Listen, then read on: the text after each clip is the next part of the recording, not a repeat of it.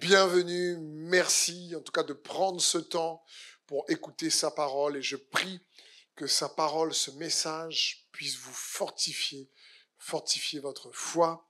J'espère que sa parole va en tout cas me permettre de contribuer à votre croissance dans la foi, comme nous dit les Écritures. Et on va poursuivre cette série sur la croissance spirituelle.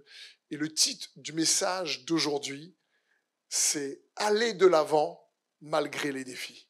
Je crois que dans la vie, face aux défis de la vie, il est bon de s'encourager les uns les autres à aller de l'avant et à continuer d'avancer.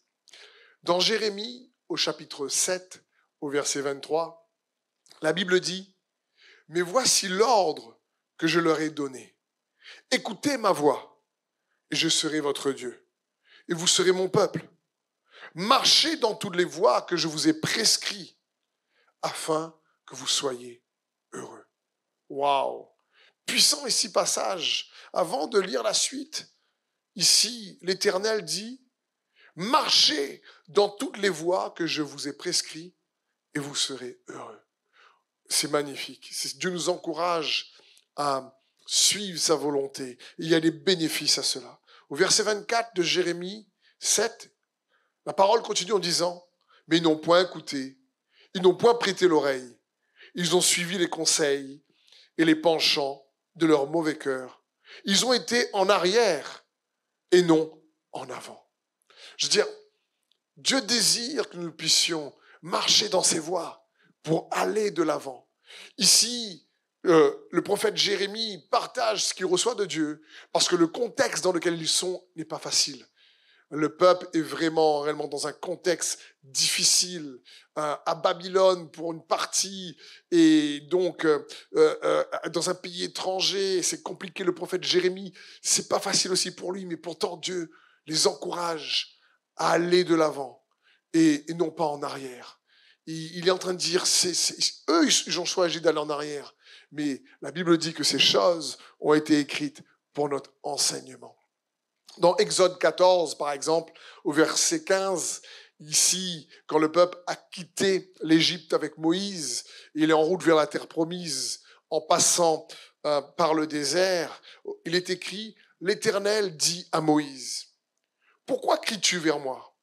Ordonne aux Israélites de se mettre en route. » Il est en train de dire ici « Ordonne aux Israélites d'avancer. » Commande aux Israélites, dis-les ne pas stagner, ne restez pas sur place, avancez, mettez-vous en route. Et je crois que c'est ce que Dieu veut pour toi, pour moi, que nous puissions avancer, nous mettre en route, malgré peut-être une saison compliquée dans laquelle tu es, peut-être malgré le fait que les choses ou les circonstances ne soient pas forcément favorables. Mais Dieu nous dit, et te dit, et me dit, mets-toi en route, avance, il est avec toi. Donc dans ce message, pour nous encourager à aller de l'avant, comme nous dit ici les Écritures dans Jérémie et Exode, j'aimerais te partager quelques clés qui vont t'aider à progresser spirituellement. Des clés qui vont influencer ton progrès spirituel. Premièrement, on va voir 4 clés et la première, c'est crois que tu as déjà ce qu'il faut pour avancer. Je te garantis, tu as déjà, avec Jésus, qui vit en toi, ce qu'il faut. Dans 2 Pierre 1 au chapitre 3, comme sa divine puissance nous a donné tout ce qui contribue à la vie et à la piété, au moyen de la connaissance de celui qui nous a appelés par sa propre gloire et par sa propre vertu. Comme sa divine puissance, nous, toi et moi, nous a donné tout. Et dans le mot tout, il y a tout. Tout ce qui contribue à la vie et à la piété. C'est-à-dire, on a reçu par sa divine puissance tout ce qui contribue à la vie. Qu'est-ce qui contribue à la vie ? La paix, la joie, l'espoir, réellement les relations qui vont bien, malgré les défis. Attention, Jésus a dit, je suis venu vous donner la vie et la vie en abondance. Ça parle d'une vie de qualité et pas juste une vie éternelle, c'est les deux. Ça ne veut pas dire une vie sans défaut, ça ne veut pas dire une vie sans conflit, ça ne veut pas dire une vie sans problème, ça ne veut pas dire une vie sans défi. La vie abondante, c'est que la présence de Dieu nous accompagne et nous soutient et nous assiste et nous donne la force pour traverser des épreuves. La vie abondante, ce n'est pas une vie sans épreuve. La vie de Dieu, ce n'est pas une vie sans épreuve, mais c'est la vie de Dieu avec nous, malgré les épreuves. Et la Bible dit que toi et moi, nous avons reçu tout ce qui contribue à la vie et à la piété. Le mot piété, c'est le mot attachement à Dieu. On a eu aussi tout ce qu'il faut pour rester attaché à Dieu, malgré les défis de la vie. Et la Bible dit par quel moyen? Au moyen de la connaissance de celui qui nous a appelés par sa propre gloire et sa propre vertu. Lesquels, au verset 4 de 2 Pierre 1, lesquels nous assurent de sa part les plus grandes et les plus précieuses promesses, afin que par elles, les promesses, vous deveniez participants de la nature divine. Waouh! Dieu dit ici qu'il désire que tu participes à sa nature par le moyen de la connaissance. Ça parle ici, on a reçu tout ce qui contribue à la vie et à la piété. Ça parle d'une vie qui, malgré les défis, où tu te sens accompli, où ta vie vraiment a du sens. Et cette vie où tu te sens accompli, c'est en quelque sorte une vie qui a un impact pour la gloire de Dieu. C'est une vie qui avance dans le plan de Dieu, une vie où tu fais avancer son plan, tu fais avancer sa destinée pour que ça fait sur la terre, qu'il soit fait sur la terre comme au ciel, au travers de ta vie. C'est une vie qui révèle aussi en avançant la gloire de Jésus. Et c'est une vie qui, quelque part, transforme, amène de la plus-value dans la vie des autres. C'est comme ça qu'on se sent. Sentir accompli, une vie accomplie en Christ, c'est une vie qui fait avancer le plan de Dieu. C'est une vie qui rend gloire à Dieu. Et c'est une vie qui contribue à transformer, à être une bénédiction pour la vie des autres, afin que le Seigneur soit glorifié. Et c'est cette vie-là que le Seigneur nous a donnée.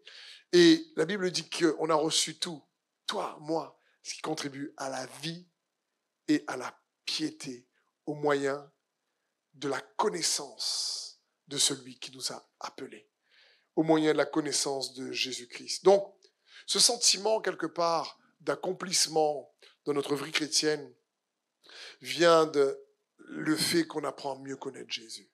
Et je crois que tout le monde vit sur cette terre pour se sentir accompli, pour réaliser le but pour lequel Dieu les a créés. En tout cas, pour que la vie, ta vie, la mienne, compte, pour que notre vie dans la foi soit une vie où nous-mêmes, on a ce sentiment qui réellement nous comble parce qu'on sait que Dieu est avec nous, un sentiment de satisfaction. C'est jamais facile, malgré les défis. C'est cette vie que Jésus nous encourage à aller chercher. Et pour ça, il t'a donné tout. Tu as déjà ce qu'il faut. Parfois, on regarde souvent à ce qu'on n'a pas. On regarde le fait qu'on n'a peut-être pas le talent, la force. On regarde au fait qu'on n'a peut-être pas les moyens ou les connexions.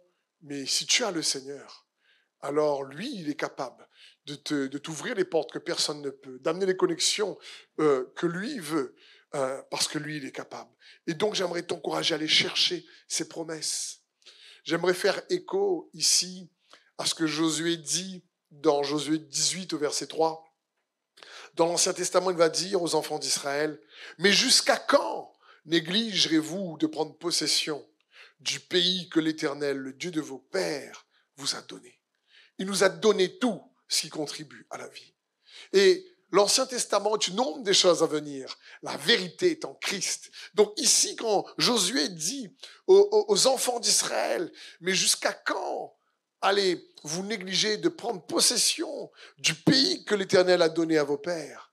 C'est comme si pour nous, dans cette nouvelle alliance, on pourrait dire, mais jusqu'à quand on va peut-être pas considérer d'aller saisir cette vie que Dieu nous a donnée, tout ce qui contribue à cette vie. Et c'est possible et j'aimerais t'encourager parce que toutes les promesses dans le Nouveau Testament sont oui et amen en Jésus-Christ. Jésus a rempli toutes les conditions que nous pouvons remplir en tant qu'hommes afin de nous permettre et de nous donner une alliance meilleure, comme nous dit les Écritures. Donc mon premier point pour t'aider à réellement avancer spirituellement, pas stagner, qui va influencer ton progrès spirituel, c'est qu'il faut déjà que tu crois que tu as ce qu'il faut pour progresser. Le deuxième point, c'est ne laisse pas tes émotions altérer ta perception de Dieu, de toi-même, de ton passé, de ton présent, de ton futur. Ne laisse pas tes émotions. Merci au Seigneur pour les émotions, parce que Dieu nous a créés avec des émotions. Mais les émotions sont parfois trompeuses. Être conduit ou prendre nos décisions lorsqu'on est trop en colère, lorsque on est trop joyeux, c'est risqué parce que les émotions agissent un peu comme de l'alcool. Elles saoulent notre perception. Elles nous fait manquer de lucidité. On n'est plus assez sobre dans notre pensée parce que Dieu veut que nous marchions pas par la vue, mais que nous marchions par la foi. C'est-à-dire que nous marchions par nos convictions. Dans 1 Pierre 5:8, il est écrit « Soyez sobres, veillez. Votre adversaire, le diable, comme un lion rugissant, rôde autour de lui, cherchant qui il pourra dévorer. Résistez-lui, étant ferme dans la foi, sachant que les mêmes souffrances s'accomplissent dans vos frères qui sont dans le monde. » Ici, notons bien que l'apôtre Pierre, lorsqu'il dit « Soyez sobres, veillez », il parle d'être sobre dans sa pensée.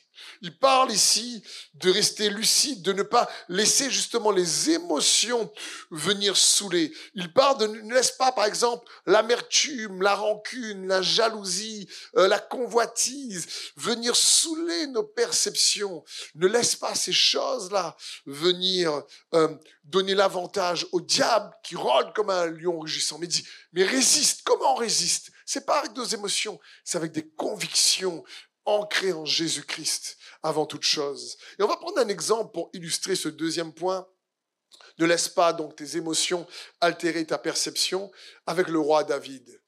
Le roi David, pendant qu'il fuit, pendant une saison de sa vie, le roi Saül, le roi David va en campagne avec ses guerriers et lorsqu'il revient au camp où ils avaient laissé les enfants, les femmes et tous leurs biens, à Ziklag, le camp s'appelle Ziklag, quand ils reviennent dans ce camp, malheureusement, l'ennemi était venu enlever les femmes et les enfants dans ce camp.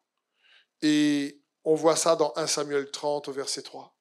La Bible dit, « Et David et ses hommes vinrent à la ville, et voici, elle était brûlée par le feu, et leurs femmes et leurs fils et leurs filles étaient emmenés captifs. Et David et le peuple qui étaient avec lui élevèrent leur voix et pleurèrent jusqu'à ce qu'il n'eût plus eu de force pour pleurer. » Je ne sais pas si ça t'est déjà arrivé d'être dans une situation tellement difficile où tu n'as plus de force. Moi, ça m'est déjà arrivé. Je pense que sur Terre, souvent, on peut tous rencontrer ce genre de souffrance et de défis où la situation est tellement difficile que tu n'as plus de force pour pleurer. C'est comme si tu n'as plus de larmes, comme si ton corps n'a plus d'eau, tu es obligé de prendre un verre d'eau pour avoir des larmes. Où tu as tellement pleuré que émotionnellement tu es épuisé. Et cette fatigue se ressent physiquement. C'est leur cas ici. Et au verset 6, il est dit, « Et David fut dans une grande détresse, car le peuple parlait de le lapider. Car l'âme de tout le peuple était plein d'amertume, chacun à cause de ses fils et à cause de ses filles. Et David se fortifiait en l'Éternel, son Dieu. » Waouh! Je veux dire, on voyait ici les émotions viennent saouler l'âme. La Bible dit que l'âme de tout le peuple était pleine d'amertume. Et donc ils parlaient, ils manquaient de lucidité, leur perception de David, qu'ils aimaient, qu'ils suivaient. À ce moment-là, sous le coup des émotions de l'amertume, ils parlaient de le tuer. Et même David est dans une grande détresse. Et lui-même, donc, avec ses émotions, qui est là en ébullition. Mais la Bible dit, mais David, lui a choisi de se fortifier dans l'Éternel. Waouh! Et ça, c'est vraiment une voie à suivre pour toi et pour moi. Suivez mes voies et vous serez heureux. On a lu tout à l'heure dans Jérémie. David n'a pas laissé les émotions le conduire pour altérer sa perception de Dieu, de son armée, de lui-même, mais s'est fortifié en l'Éternel. Et je crois que c'est le cœur de Dieu pour chacun d'entre nous. Et David, par exemple, on voit dans les psaumes, pour pas laisser les émotions réellement le conduire, il se parlait à lui-même et dit « Oh mon âme, pourquoi te lamentes-tu au-dedans de moi ? Loue l'Éternel et n'oublie aucun de ses bienfaits. » Je veux dire, David se parlait à lui-même, dit « Oh mon âme, ne t'abats pas. Oh mon âme, regarde à Dieu. Oh mon âme, oublie pas que Dieu t'aime. Oh mon âme, rappelle-toi Jésus à la croix. Oh mon âme, rappelle-toi qu'il est mort et ressuscité. Oh mon âme, rappelle-toi que tu es aimé de Dieu. Oh mon âme. » David se parlait à lui-même pour se fortifier dans le Seigneur. Le troisième point, c'est apprends donc, comme David, à puiser ta force de ta relation avec Dieu. On a commencé à voir déjà que David, pour ne pas se laisser conduire par les émotions, ne pas laisser plutôt ses émotions altérer sa perception de Dieu, de lui-même, des circonstances, il apprenait à se fortifier dans le Seigneur. Et voici donc comment nous devons apprendre à nous fortifier dans le Seigneur dans ce troisième point. 1 Thessaloniciens 5,16. Réjouissez-vous toujours, priez sans cesse. En toute chose, rendez grâce, car telle est la volonté de Dieu dans le Christ Jésus à votre égard. N'éteignez pas l'esprit.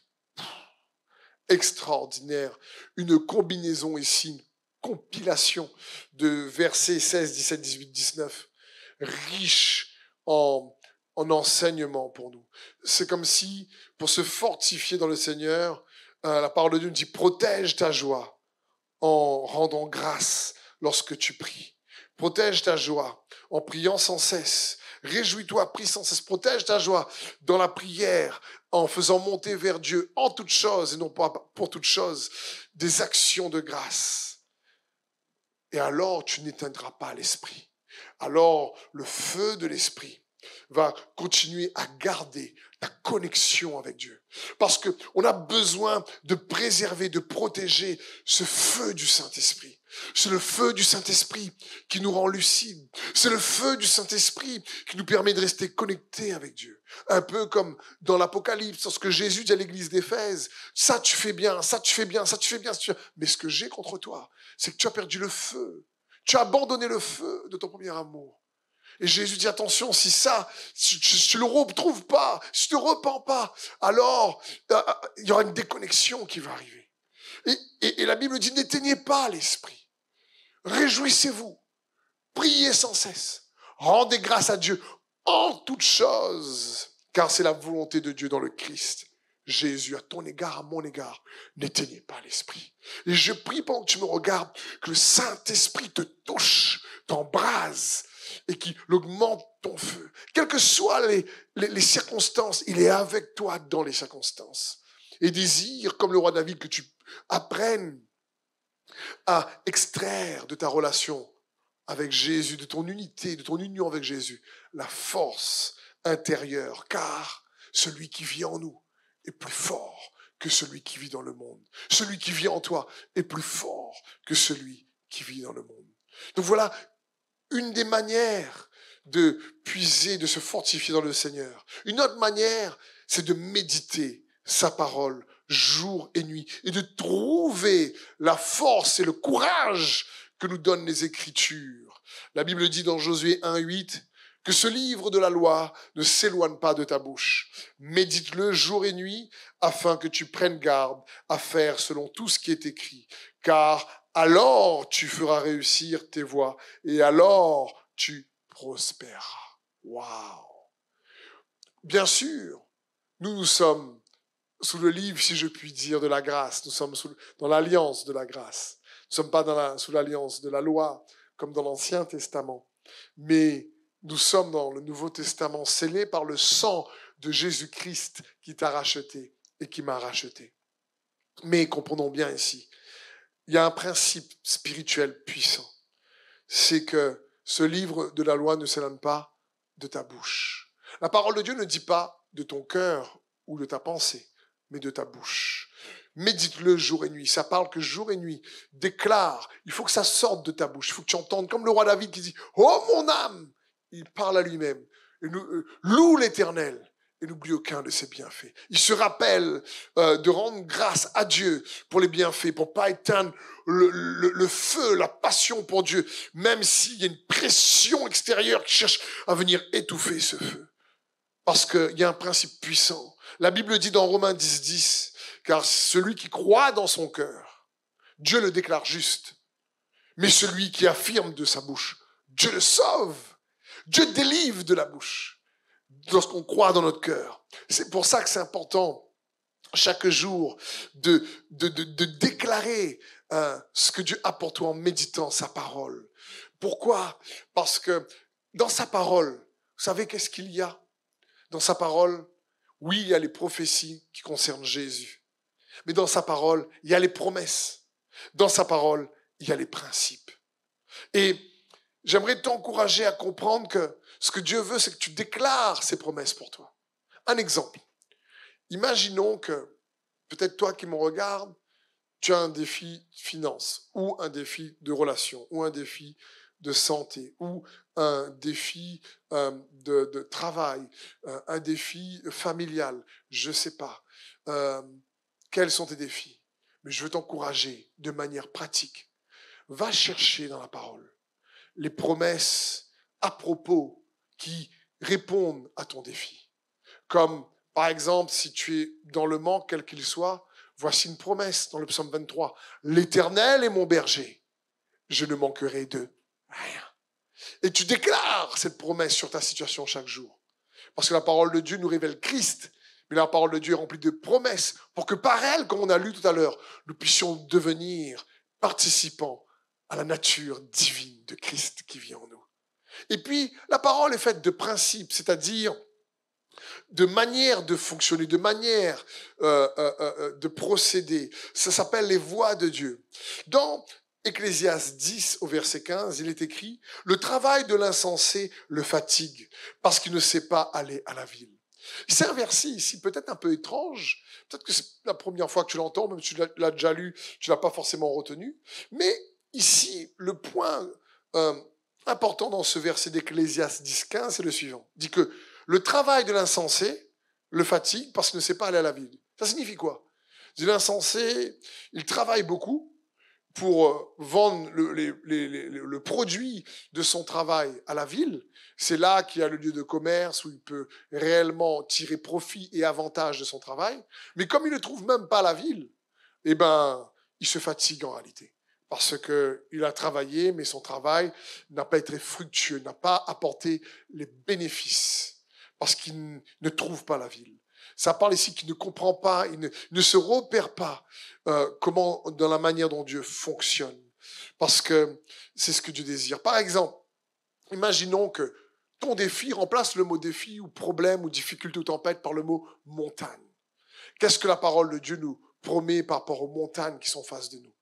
La parole de Dieu nous dit, mais ce n'est ni par la force, ni par la puissance, mais c'est par mon esprit que vous aplanirez toute montagne.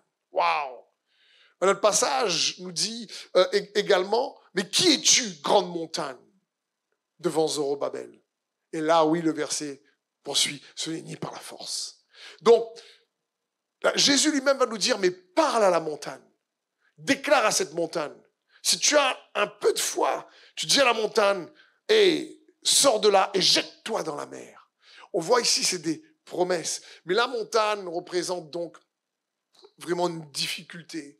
Et je peux comprendre ça. C'est vraiment quelque chose de grand, un peu comme un géant, comme David qui est face à Goliath.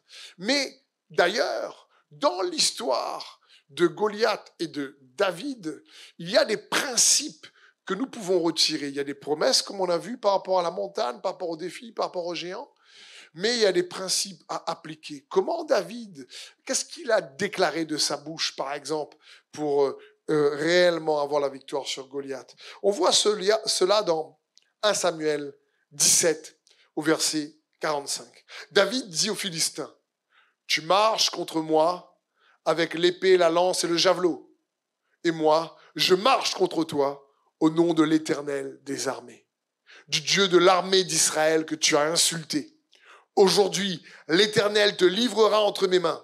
Je t'abattrai et je te couperai la tête. Aujourd'hui, je donnerai les cadavres du camp des Philistins aux oiseaux du ciel et aux animaux de la terre. Et toute la terre saura qu'Israël a un Dieu.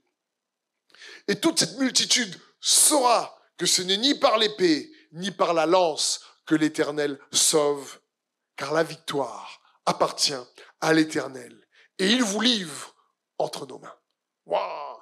David était en train déjà de déclarer sa victoire de manière puissante. Et dedans, ces déclarations, on voit une sorte de process, de schéma, de manière de faire qu'il est bon pour nous d'imiter lorsqu'on fait face à des défis, à un géant, à une montagne.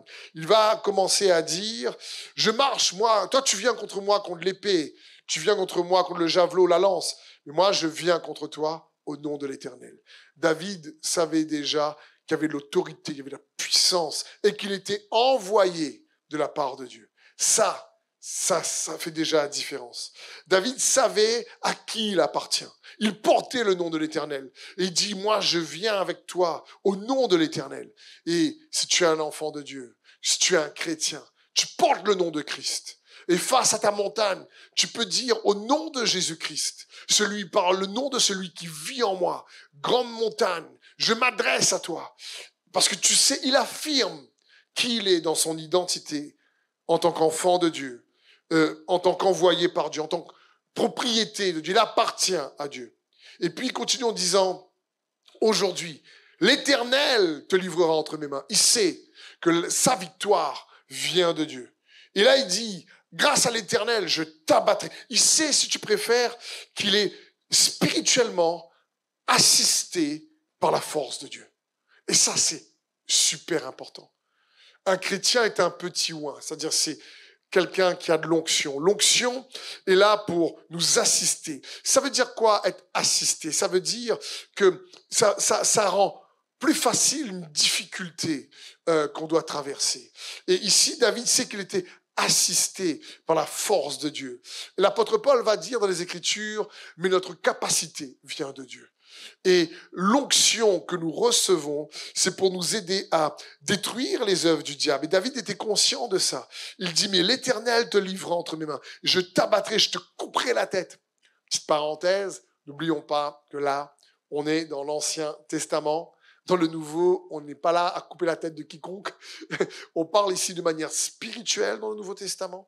On parle ici des esprits mauvais dans les lieux célestes qui sont derrière les circonstances en général et le combat, comme nous dit l'apôtre Paul dans le livre d'Éphèse. Ce n'est pas contre la chair et le sang, mais contre toutes les dominations, les principautés qui sont dans les lieux célestes. Donc David sait à qui il appartient. Il affirme son identité.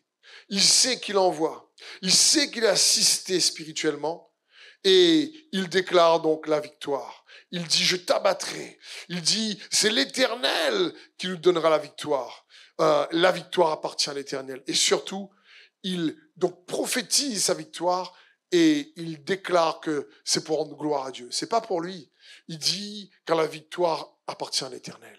Il est là, il sait. Il n'a pas voulu abattre le géant pour prendre toute la gloire. C'était pas son objectif, c'était pas sa motivation de cœur. Il voulait abattre le géant pour que Israël et l'armée adverse, les Philistins, sachent que l'Éternel est vivant. Et c'est le vrai Dieu et le Tout-Puissant. Donc, dans son combat, face au géant ou à la montagne, à côté des promesses, voici quelques principes que je t'encourage à pratiquer par le moyen de la foi qui déclare, mais qui aussi agit. Parce que David ensuite a agi. C'est, rappelle-toi à qui tu appartiens. N'oublie pas que Jésus est l'Emmanuel. Non seulement il est avec toi, mais il vit en toi. Et celui qui est en toi est plus fort que celui dans le monde. Déclare-le dans ta situation.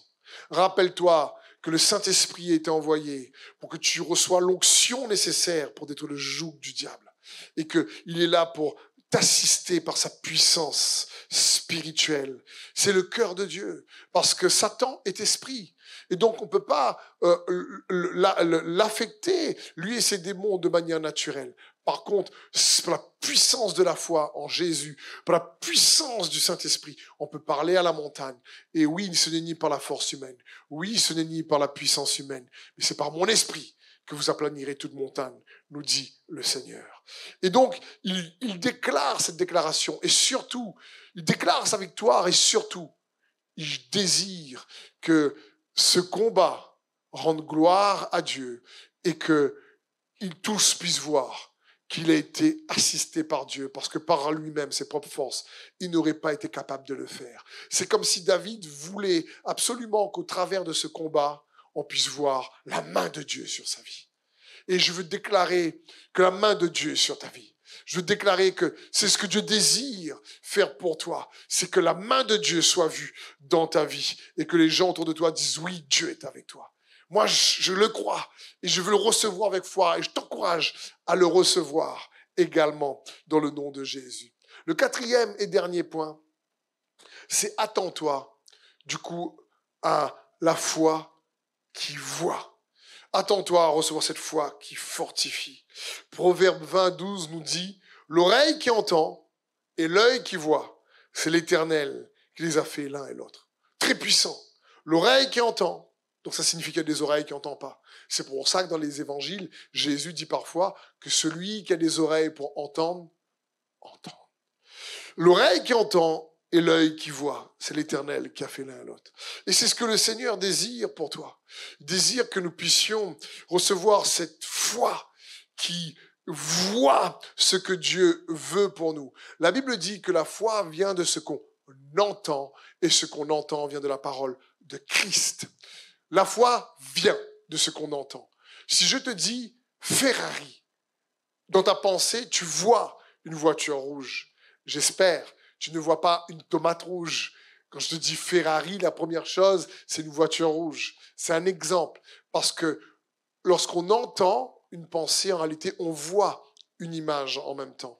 Mais la Bible dit que la foi vient de ce qu'on entend. La foi vient. La foi vient. La foi vient.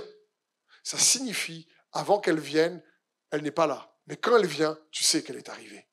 C'est ça qui est important pour nous de discerner.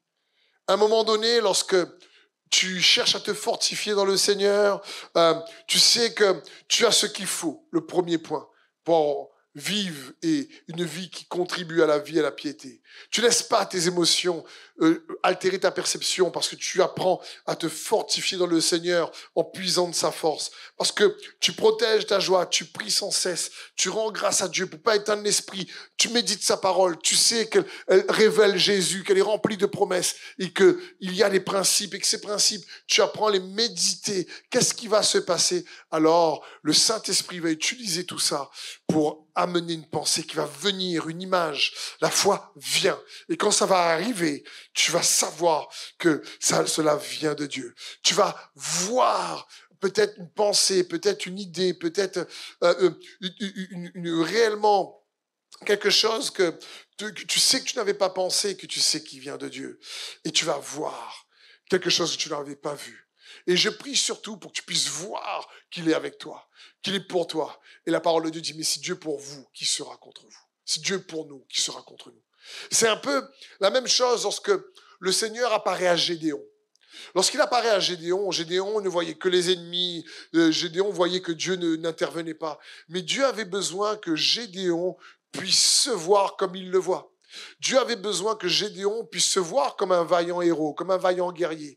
Donc il apparaît à Gédéon en disant « Gédéon, vaillant héros ». Dieu avait besoin de shifter la perception que Gédéon avait de lui-même pour qu'il puisse réellement se voir différemment et percevoir les circonstances différemment. Et c'est ce que Dieu veut faire avec nous. Il veut venir nous éclairer. Quand la foi vient, on voit, on entend et on voit une orientation, une direction pour prendre la décision qui glorifie le Seigneur. C'est comme si il y a une lumière qui arrive et tu dis waouh, tu n'avais pas vu ça, une idée, une pensée et qui te donne de la force, qui active, qui stimule ton espérance, qui te permet d'avancer. Quand David s'est fortifié dans le Seigneur, il a cherché la direction, il a demandé au Seigneur, que dois-je faire? Le Seigneur dit, suis-les, tu vas les rattraper. Et là, David s'est fortifié. Et quand la lumière vient, au départ, il n'avait pas, mais qu'il s'est fortifié dans le Seigneur, c'est arrivé. Et je prie pour toi, pour moi dans ce sens,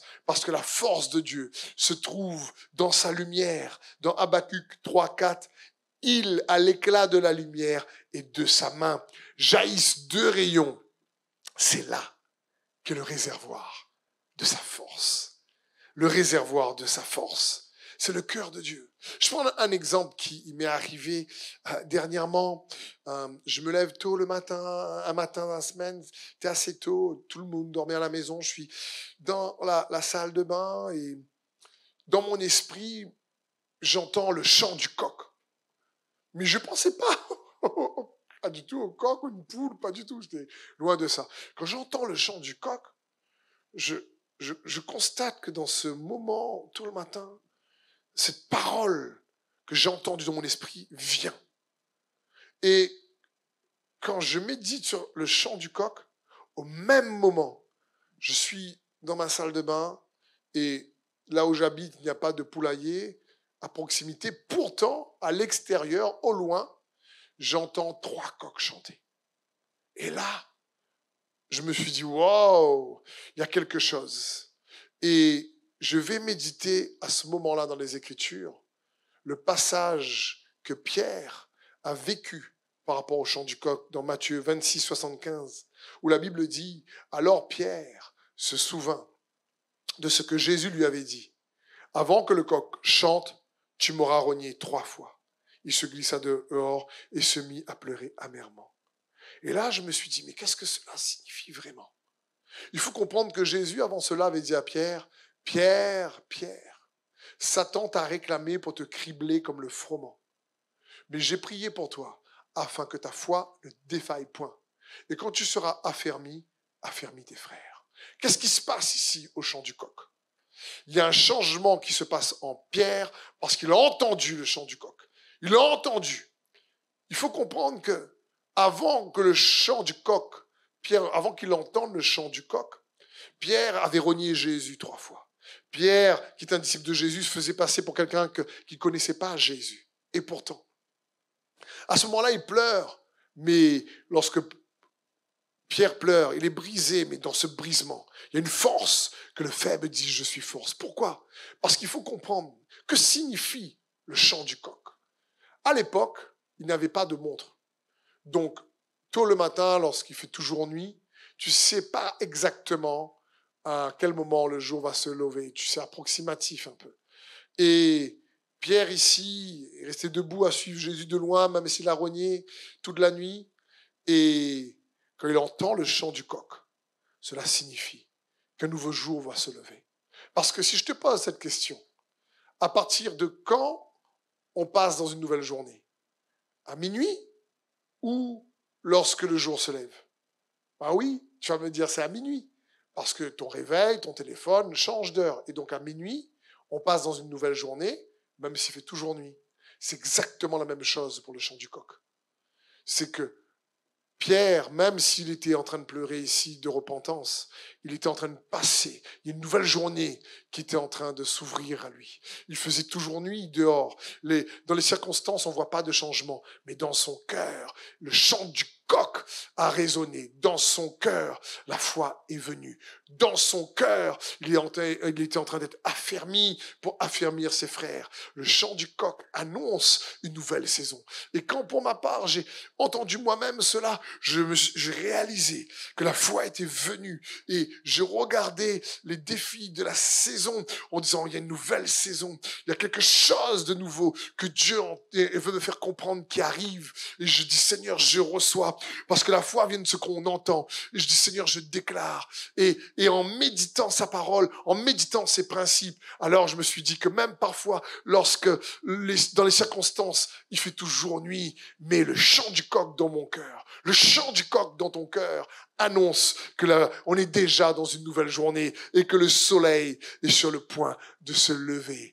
Et je crois, mon frère, ma sœur, toi qui me regardes, que il y a une nouvelle saison, une nouvelle lumière qui se lève dans ta vie, dans le nom du Seigneur Jésus. Peut-être que les circonstances n'ont pas encore changé. Peut-être qu'il fait encore sombre dehors. Mais je crois plus que jamais qu'il est avec toi et qu'il est pour toi. Donc voici juste 4 principes. Tu en as sûrement plein d'autres qui peuvent t'aider à faire évoluer, à te faire progresser spirituellement. Donc, ne les oublie pas. Crois que tu as tout ce qu'il faut pour avoir tout ce qui contribue à la vie, à la piété. Crois également qu'il est avec toi. Le deuxième point, c'est ne laisse pas tes émotions changer ta perception de la situation de Dieu, de toi-même. Le troisième point, c'est apprends encore de manière plus habile à extraire ta force de Dieu. Parce que le quatrième point, alors tu vas entendre la voix du coq, si tu préfères, le réma, la révélation que Dieu va te donner. Pour Pierre, c'était un coq. Pour toi, c'est peut-être autre chose, mais qui va amener une lumière intérieure, qui va te redonner la force, même si les circonstances sont encore sombres, parce que la foi vient de ce qu'on entend. Et quand on entend, on voit. Et je prie qu'il en soit ainsi là, chez toi, dans ton cœur, pour toi et pour ta famille, dans le nom de Jésus. Amen. Merci d'avoir suivi ce message. J'espère que ce message a fortifié votre foi. Merci également pour tous ceux et celles qui nous soutiennent au travers de votre générosité. Vous avez en bas de votre écran un QR code qui vous conduira vers une page qui s'intitule jeveuxbénir.com. Merci de nous aider à propager sa parole. D'ailleurs, si ce message a fortifié votre foi et que vous connaissez quelqu'un de votre entourage qui aurait besoin de l'entendre, n'hésitez pas à lui partager ce message. Aussi, je vous encourage, si vous le souhaitez, à vous abonner à notre chaîne YouTube. Nous avons des messages nouveaux chaque semaine. Nous sommes aussi présents sur d'autres médias dont vous aurez donc les liens dans la description ci-dessous. En tout cas, merci de nous avoir suivis. Soyez bénis.